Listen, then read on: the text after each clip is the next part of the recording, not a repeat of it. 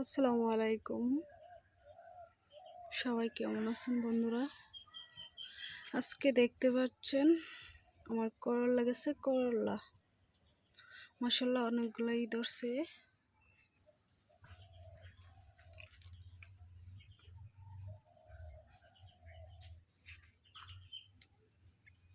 মাশাআল্লাহ যাত্রা অনেক ভালো।